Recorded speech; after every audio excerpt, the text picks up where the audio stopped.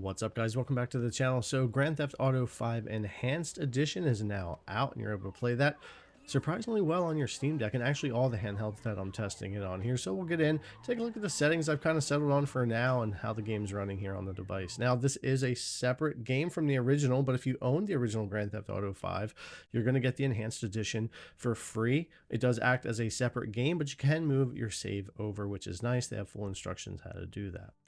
Now, as far as graphics go here, I'm pretty much sticking with the high preset with a few things changed. 800p full screen here, and no VSync on for the testing, no capping really, though we will look at a little bit of that. I'm going to use FSR3 quality. You wouldn't have to, but it does help me in some areas. You can adjust the sharpness as you like.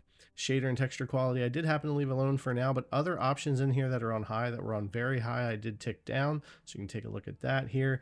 And I did turn motion blur off for myself. I prefer not to have that on, but there's plenty of room here to bring things down, and you can really increase your FPS as well. I brought population density down a little bit, about halfway. Again, another setting that can help you with the CPU side of things and bring that down and help your frame rate too. But this is kind of where I balanced things out and was playing for a while here.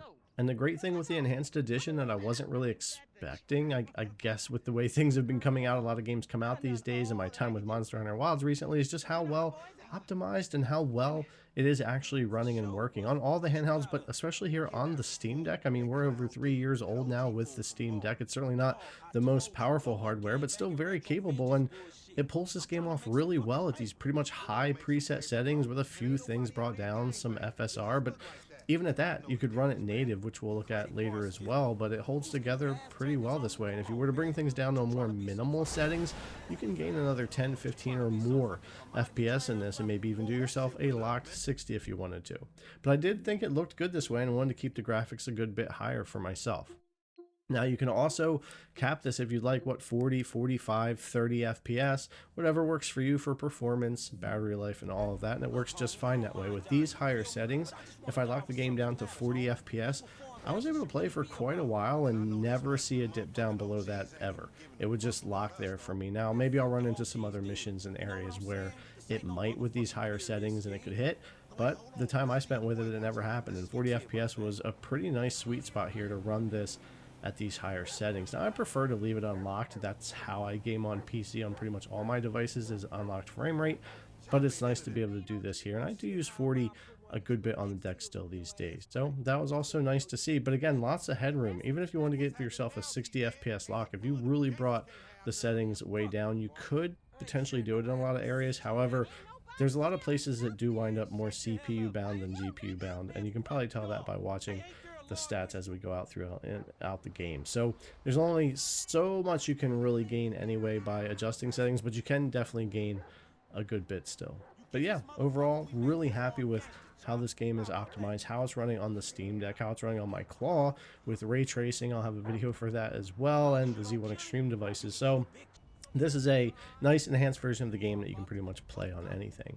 Now, if you didn't want to use FSR at all and you're someone who just absolutely would prefer native, because we are CPU bound a bit in a lot of these areas, I found that native was fine and most of the time was similar in FPS, within 2 to 5 FPS difference, sometimes maybe a little bit more. When you get into some of the heavier areas, it'll dip on you a bit more. Might have a little more trouble with that 40 FPS lock in some areas, or 45, but it was doable. So if you want to go native 800 on here, you're definitely going to be able to get away with that, even moving around town a bit, driving and, you know, dodging cars and causing some wreckage here. Still holding above that 40 FPS and doing fine. Full native resolution here without any FSR. So if you're curious about that, you definitely do that as well. 800p native, locked 40, high settings for the most part. Get a pretty good experience here for GTA 5 Enhanced on the Steam Deck.